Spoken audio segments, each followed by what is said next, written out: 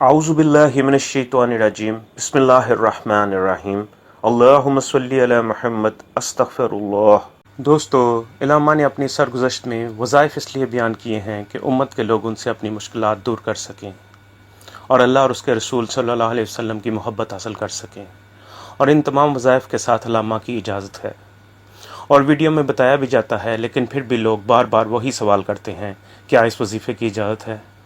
جب یہی لوگ بازار سے وظیفوں کی کتاب لا کر اس میں سے وظیفے کرتے ہیں تو کس سے اجازت لیتے ہیں؟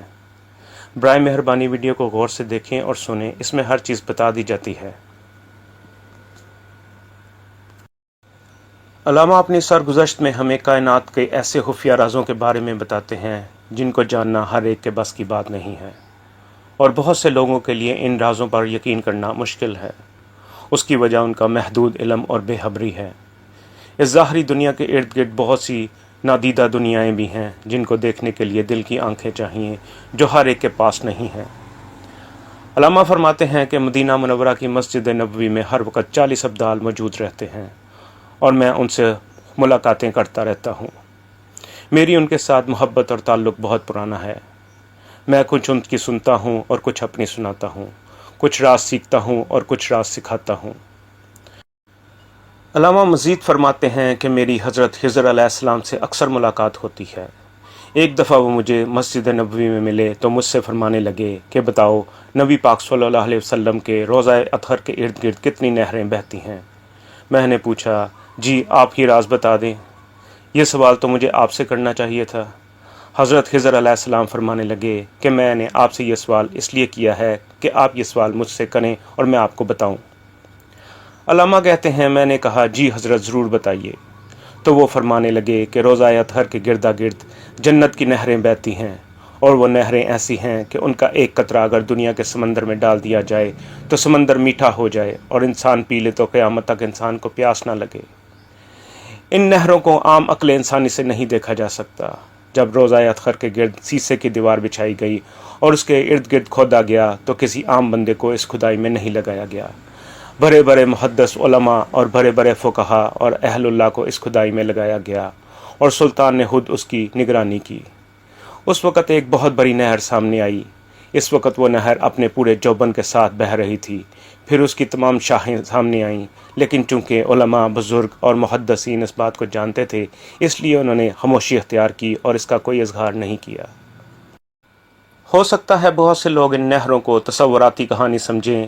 ایسے لوگوں کے لیے عرض ہے کہ وہ احادیث کی مستند کتابوں میں مذکور نبی پاک صلی اللہ علیہ وسلم کے اس قول کو دیکھیں کہ رسول کریم صلی اللہ علیہ وسلم نے فرمایا کہ میرے گھر اور میرے اس منبر کے درمیان کا حصہ جنت کی کیاریوں یعنی باغوں میں سے ایک کیاری یعنی باغ ہے۔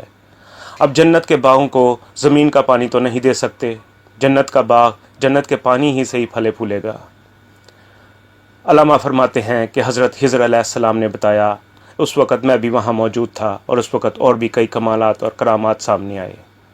پھر حضرت خضر علیہ السلام نے فرمایا کہ روضہ اطہر کے قریب جہاں اصحاب صفہ کی جگہ ہے، اس کے ارد گرد بیٹھ کر جو شخص سورہ توبہ کی آخری دو آیات لقد جاءکم سے آخر تک ایک تسبیح روزانہ پڑھے گا تو اس کی دنیا کی کوئی بھی مشکل حل ہو جائے گی، پریشانی دور ہوگی، غم دور ہوگا، مقدمات ختم ہو جائیں گے، رزق کی بارش ہوگی، شادی کی بندشیں دور ہو جائیں گی، اولاد کی نافرمانی ختم ہو جائے گی، دشمن کا خوف ختم ہو جائے گا، حتیٰ کہ اگر کسی نے اس کے قتل کے احکامات جاری کر دیے ہیں تو وہ بھی ختم ہو جائیں گے، دنیا کی جو مراد لے کر آئے گا پوری ہو جائے گی۔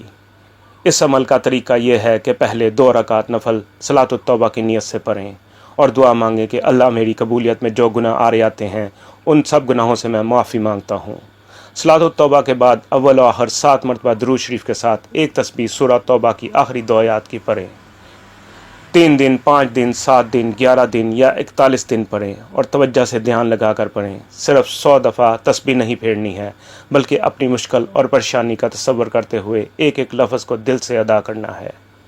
حضرت خضر علیہ السلام نے فرمایا، یہ وظیفہ میں نے آج تک جس کو بتایا ہے اور جس نے بھی کیا ہے، اللہ پاک نے اس کو حیرت انگیز کمال دیا ہے۔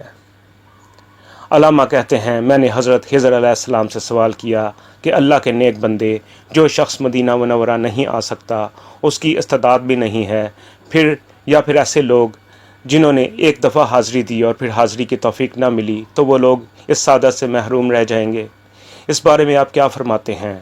تو حضرت خضر علیہ السلام فرمانے لگے، لگتا ہے آپ کو امت کے لوگوں کا بڑا درد اور غم ہے۔ علامہ کہتے ہیں، میں نے عرض کیا ایسے ہی سمجھیں۔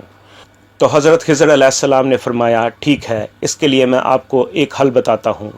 وہ لوگ جو مدینہ منورہ کی حاضری دے سکیں تو ٹھیک، ورنہ نہ آ سکیں تو اپنے گھر اور اپنی جگہ پر ہی مدینہ منورہ اور اصحاب صفہ کی اس جگہ کا تصور کر کے یہ عمل کر لیں گے تو وہ بھی اس تاثیر کو پا لیں گے۔ علامہ فرماتے ہیں کہ میں ان کی بات سے خوش ہو گیا کہ بہت اچھا حل نکالا ہے۔